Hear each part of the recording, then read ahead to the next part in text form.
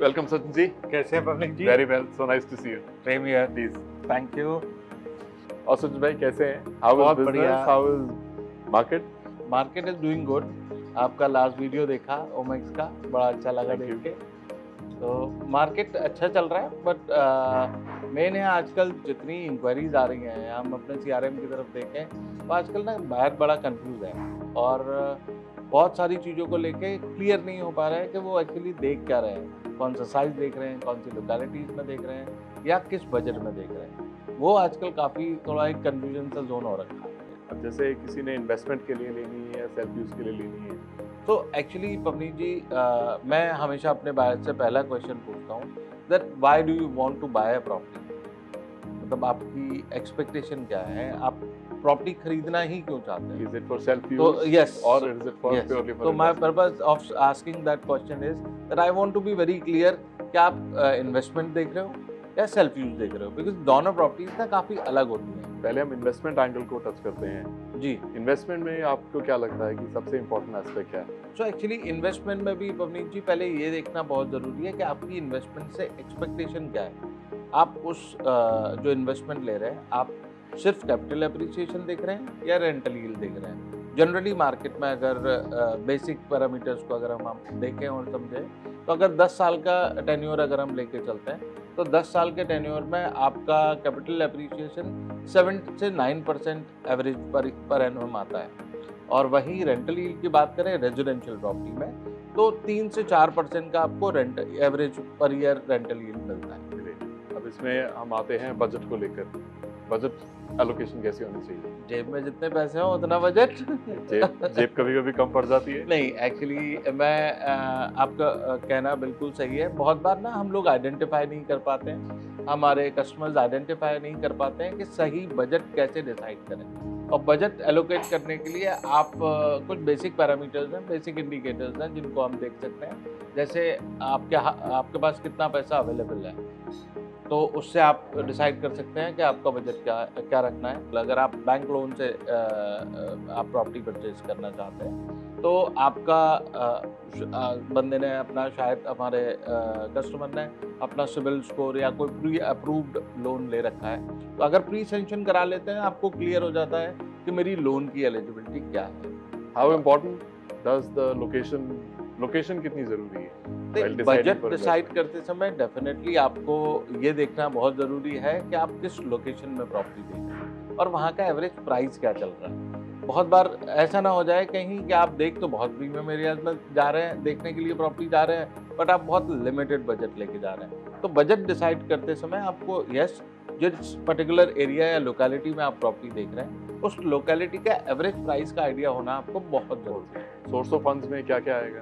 तो अगर बंदा बैंक लोन से ले रहा है तो मैं ये एज्यूम करता हूँ कि उसने अपना सिबिल स्कोर या एक प्री सैंक्शन लोन अप्रूव करवाया हुआ है।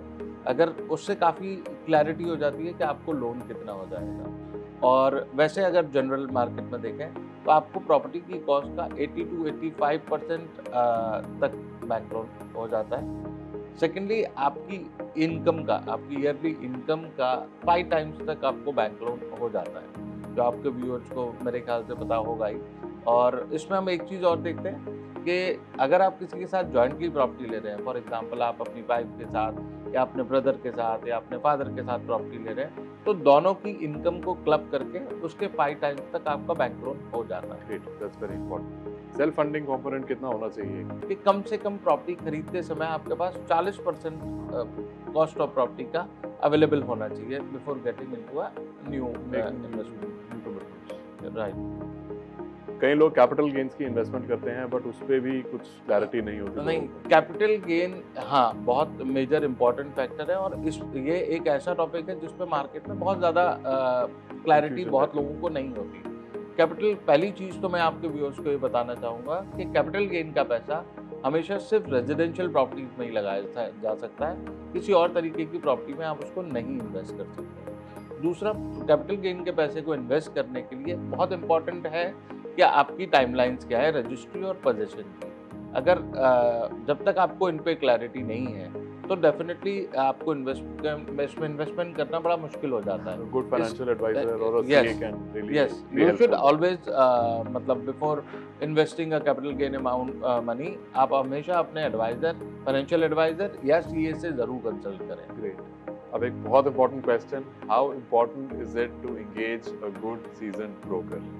देखिए हर आदमी का अपना मानना है, बट यस, अगर आपका सोर्स ऑफ फंड और आपका बजट क्लियर है तो आपको एक डेफिनेटली एक अच्छे एडवाइजर की, एक रियल एस्टेट एडवाइजर के एजेंट की बहुत ज़रूरत है। क्या बेनिफिट? बिकॉज वही आपको बता पाएगा कि आपकी बजट में और आपकी रिक्वायरमेंट को अंडरस्टैंड करके आपको सही प्रॉपर्टी सजेस्ट कर पाएगा। Because real estate adviser agent को लोकल एरिया एक्सपर्टीज बहुत अच्छी होती है, लोकल एरिया नॉलेज बहुत अच्छी होती है, और स्पेशली जब आप एक इन्वेस्टमेंट देख रहे हैं तो आपको ऐसा बंदा चाहिए जो आपकी रिक्वायरमेंट को अंडरस्टैंड करके, आपके फंड प्लानिंग को अंडरस्टैंड करके आपको सही प्रॉपर्टी सजेस्ट कर पाए। अब सचिन जी, किस तरह की प्रॉपर्टी में इन्वेस्ट करना चाहिए? बहुत इम्पॉर्टेंट चीज़ है। तो पहली चीज़ तो एक चीज़ मैं जो ऐड करना चाहूँगा कि अगर आप अंडर कंस्ट्रक्शन प्रॉपर्टीज़ में जा रहे हैं तो डेवलपर का प्रोफाइल चेक करना एक बहुत इम्पॉर्टेंट चीज़ है। सेकेंडली, आप हमेशा उस तरीके की प्रॉपर्टीज़ में इन्वेस्ट कीजिए जो जनरली मार्केट में एक्सेप्टेबल है। सो फॉर एग्जांपल लोग ना बहुत कभी बहुत ज़्यादा स्पेसिफिक एस्पिरेशनल प्रॉपर्टीज खरीद लेते हैं, जैसे पेंट हाउसेस, 2 फ्लैट को जुड़वा के हम अपना कस्टमाइज लेआउट बना लेंगे, या टॉप फ्लोर का अपार्टमेंट, यार मुझे तो टॉप फ्लोर, बट बिकॉज आपने इन्वेस्टमेंट खरीद लिया, आपने ना सेल्फ यूज के लिए नहीं खरीदी है, तो आपको ऐसी प्रॉपर्टी खरीदनी चाहिए जो जनरली मार्केट में एक्सेप्टेबल है। मिडिल फ्लोर और standard layouts are good to buy. और इन्वेस्टमेंट करते समय आपको ये भी ध्यान रखने की जरूरत है कि आप कहीं बहुत ज्यादा ओवर स्ट्रेच तो नहीं हो रहे हैं, because we always recommend to our customer, don't over stretch yourself before buying any investment. Yes, that investment should not actually आपको कल को ना परेशान ना करे। वो इन्वेस्टमेंट वो है जो पैसा आप इजीली आराम से इन्वेस्ट कर सकते हैं और जिससे आपका बिजनेस या आपकी जॉब हैम्पर ना हो। टाइमलाइन कितना इम्पोर्टेंट है? टाइमलाइन बहुत ज़रूरी और बहुत इम्पोर्टेंट रोल प्ले करता है। हमारे पास तो ऐसे भी लोग आते हैं कभी कभी कि आज देखना शुरू किया, फिर उसके बाद 3 महीने बाद दिखाई देते हैं या 4 महीने बाद दिखाई देते हैं, तब तक मार्केट में प्राइस बदल चुका होता है। मैं I would like to share one experience of mind. हमारे यहाँ एक बंदे ने ही was about to finalise the property, और जब तक वो डिसाइड करने की सोच रहे थे उसके बाद वो कहीं बिजी हो गए अपने काम में और अपनी चीज़ों में। उसके 2-3 महीने बाद जब वो वापस देखने आए उस प्रॉपर्टी को, तब तक पहले वो 4 बेडरूम ले रहे थे, अब उनका बजट उतना ही रह गया था जितने में 3 बेडरूम आता है। तो हमेशा अगर आप इन्वेस्टमेंट देख रहे हैं तो आप अपनी रिसर्च शुरू करने से पहले या आप अपनी जर्नी शुरू करने से पहले एक टाइम तो आपको निकालना ही पड़ेगा। आप अगर अपने एडवाइजर या कंसल्टेंट को टाइम नहीं देंगे या आप प्रॉपर्टीज देखने में टाइम नहीं निकालेंगे तो आपकी प्रॉपर्टी जर्नी बहुत अच्छी नहीं रहने वाली है, और शायद आप जो देखना चाह रहे हो बार बार आपके बजट से आगे दौड़ता चला जाए। Time saved will be money saved. Yes, time save money save. और दूसरा, आपका एडवाइजर का भी इंटरेस्ट तभी होता है आपको अच्छी प्रॉपर्टीज दिखाने में जब उसे पता है कि, बिकॉज बहुत बार ना मार्केट में बहुत अच्छी कुछ डील्स आती हैं, वो डील्स आप तभी ऑप्ट कर पाते हो when you are clear about the thing. आपने अपना माइंड मेड अप कर रखा है कि आपको किस तरीके की प्रॉपर्टी में इन्वेस्ट करना है, आप कंफ्यूज नहीं है। जितना क्लियर आपका विजन होगा उतनी जल्दी और उतनी अच्छी इन्वेस्टमेंट आप ले पाएंगे। सचिन जी, अब हम बात करते हैं, अगर इन्वेस्टर अपने सेल्फ यूज के लिए प्रॉपर्टी ले रहे हैं तो उस केस में किन किन इंपॉर्टेंट पैरामीटर्स का ध्यान रखना चाहिए? अगर सेल्फ यूज़ के लिए आपको प्रॉपर्टी देख रहे हैं तो डेफिनेटली एज बहुत इम्पॉर्टेंट फैक्टर है मेरे हिसाब से, बिकॉज आप लाइफ के किस एज बैंड में हैं इससे डिसाइड होता है कि आपको क्या लोकेशन चलेगी और आपको क्या एमिनिटीज़ चलेगी। For example, if you are in your early 40s तो आपकी रिक्वायरमेंट होगी आपके ऑफिस के आसपास प्रॉपर्टी हो, या आपके बच्चों के स्कूल के आसपास आपकी प्रॉपर्टी हो, आपका घर वहाँ हो, या इनफैक्ट बहुत बार ये भी देखा है कि लोगों की lifestyle, because your house is a shadow of your lifestyle, what I believe. तो अगर मैं एक जिम फ्रीक हूँ तो I would look for a property जहाँ बहुत अच्छा जिम है, जहाँ अच्छी एमिनिटीज़ हैं, अगर मैं स्पोर्ट्स फ्रीक हूँ तो I would look for that kind of location जहाँ आसपास में अच्छा स्पोर्ट्स क्लब्स हैं। या अगर मैं गोल्फर हूँ तो I would look for a property which is in golf course और near to a golf course. तो वहीं अगर आप 60s के एज ग्रुप में हैं तो आप लोकेशन हमेशा ऐसी चूज़ करना चाहेंगे कि आपके साथ आपके पेरेंट्स साथ में रह रहे हैं जिनकी एज अराउंड 60 है, तो आप इस तरीके की लोकेशन देखना चाहेंगे जो मेडिकल फैसिलिटीज़ जहाँ से इजीली एक्सेसिबल हों। और पेरेंट्स के लिए या आप अगर 60 के एज बैंड में हैं तो आप ऐसी चीज़ें ढूंढोगे जहाँ आप अर्ली मॉर्निंग वॉक कर सको या जहाँ आप अच्छे से योगा कर सकें। तो जहाँ और उसकी कनेक्टिविटी भी, यस, कनेक्टिविटी शहर से थोड़ा आसपास हो सो दैट आपका मूवमेंट बहुत रेस्ट्रिक्टेड ना रहे और आप किसी पे डिपेंडेंट ना रहे। साइज ऑफ प्रॉपर्टी को लेकर आपका क्या व्यू है? बिकॉज कई बार व्यूअर्स क्या करते हैं, बजट होता है, बड़ी प्रॉपर्टी ले लेते हैं, बट तो साइज ऑफ प्रॉपर्टी बहुत बार ना लोग कंफ्यूज होते हैं ये डिसाइड करने में कि उनकी प्रॉपर्टी के साइज की रिक्वायरमेंट क्या है। सो एक्चुअली इसके लिए आई विल से कि वन शुड सी कि क्या वो सिंगल फैमिली प्रॉपर्टी देख रहा है या मल्टी फैमिली। और that means what I am trying to say is कि क्या आप अकेले अपनी फैमिली के साथ उस घर में रहना चाहते हैं या आप एक जॉइंट फैमिली स्ट्रक्चर में हैं। तो इससे डिसाइड होता है कि आपको, अगर आप जॉइंट फैमिली में हैं तो you can look for properties like villa और इंडिपेंडेंट फ्लोर्स और कोठी, जहां आप प्राइवेसी में भी हैं, एक ही घर में हैं बट दोनों की फ्लोर पे अलग अलग प्राइवेसी पूरी मेंटेन है। सेफ्टी। वहीं अपार्टमेंट में अगर मल्टी फैमिली होता है तो शायद उतनी प्राइवेसी नहीं रह पाती। वहीं अगर आप उल्टा देखें तो अगर आपकी छोटी फैमिली है और आपने ऐसा घर ले लिया जहाँ 2 फ्लोर में डिवाइडेड है तो घर में ना कम्युनिकेशन, आपको जिसे कहते हैं ना रौनक, तो घर में रौनक नहीं दिखाई देती है। तो this is what I suggest.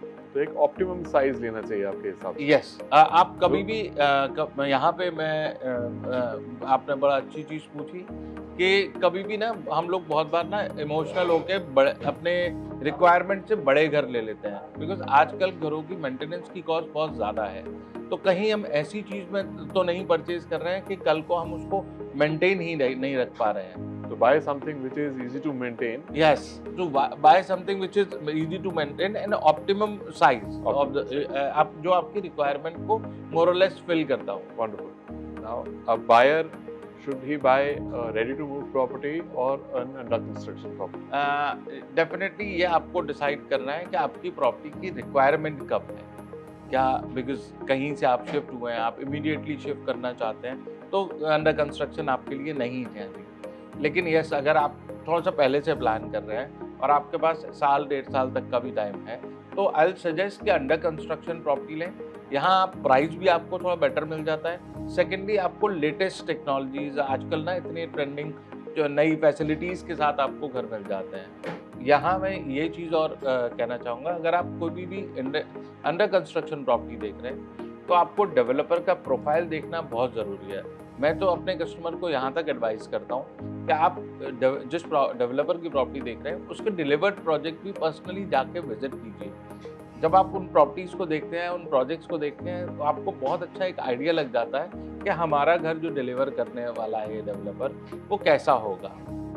तो उसका टेस्ट का भी काफ़ी कुछ पता लग जाता है। It is very important nowadays. कई बार लोग बहुत पिकी हो जाते हैं कि एक स्पेसिफिक प्रोजेक्ट को ही टारगेट करते हैं। क्या ऐसा करना चाहिए? आप अगर जैसा हम लोगों ने इस वीडियो में जो भी डिस्कशंस की और जो भी हम लोगों ने पैरामीटर्स डिस्कस किए, अगर आप उन पैरामीटर्स पे आपकी वो प्रोजेक्ट फिट होता है तो आपको डेफिनेटली वो प्रोजेक्ट भी देख लेना चाहिए। लेकिन मुझे लगता है कि आप जस्ट एक प्रोजेक्ट का डिसीजन लेने से पहले आप उन पैरामीटर्स को रीडिफाइन करें, एक बार रीचेक करें और तब इस डिसीजन पे बढ़ेंगे तो शायद आपके लिए ज़्यादा बेहतर और शायद अपने लिए आप ज़्यादा अच्छा घर खरीद पाएंगे। कई बार होता है कि फ्रेंड्स एंड फैमिली के इन्फ्लुएंस के अंडर आके लोग डिसीजन ले लेते हैं। क्या सही है? बहुत बार क्या होता है, हम बहुत इमोशनल डिसीजन ले लेते हैं कि मेरा भाई यहाँ पे रह रहा है तो मैंने भी वहीं ले लिया, या मेरा फ्रेंड या मेरा रिलेटिव कोई यहाँ रह रहा है तो मैंने भी ये डिसाइड किया बिना मार्केट को एक्सप्लोर किए हुए, बिना अपनी रिक्वायरमेंट को अंडरस्टैंड किया, वहीं मैंने ले लिया। तो मैंने बहुत बार देखा है परवीन जी कि लोग ना सिर्फ इस मैं ले लिया कि मेरे रिलेटिव यहाँ है और बाद में उनको लगता है मेरा ऑफिस अब बहुत दूर है, मेरे बच्चों का स्कूल बहुत दूर है। तो आपको एक बार रीचेक करना चाहिए कि जो आप, ज़रूरी नहीं है जो आपकी रिक्वायरमेंट है वही मेरी रिक्वायरमेंट हो। मेरी requirement can be all together different from your requirement. तो हर प्रॉपर्टी जो आपके लिए अच्छी है वो मेरे लिए भी अच्छी हो, ये ज़रूरी नहीं है। तो जब आप अपने लिए घर डिसाइड कर रहे हैं तो आपका घर आपकी लाइफस्टाइल और आपकी शैडो को दर्शाना चाहिए, ना कि किसी और के। तो ये ना बहुत पर्सनलाइज्ड डिसीजन है, और इस डिसीजन में आपको इन पैरामीटर्स पे एक बार अगर रीचेक करेंगे तो आपको काफ़ी हद तक क्लैरिटी मिल पाएगी कि आपको किस तरीके की प्रॉपर्टी में जाना है। कहने का मतलब अपनी और अपनी फैमिली की नीड्स एंड रिक्वायरमेंट्स को प्रायोरिटी देते हुए यस, डिसाइड करना चाहिए, rather than friends and relatives क्या कहेंगे। Of course I always say, because हमने रहना है उस घर में, हमारी फैमिली हमारी फैमिली ने रहना है, हमारे रिलेटिव्स और फ्रेंड्स ने नहीं रहना है। Perfect. Thank you so much, Sachin ji. It was very insightful. And Same here. I'm sure this information will be very helpful to our viewers. And आपने बहुत अच्छे से बहुत important topics को address किया है. Thank you so much. Thank you everyone. अगर आपके और भी कोई queries या questions हैं, you can post it in the comments below or you can reach us on the number given below. अगर आपके कोई friends and family में real estate देख रहे हैं, you can share the video with them. And अगर आपको ये video अच्छा लगा, तो please like, subscribe and share to our channel.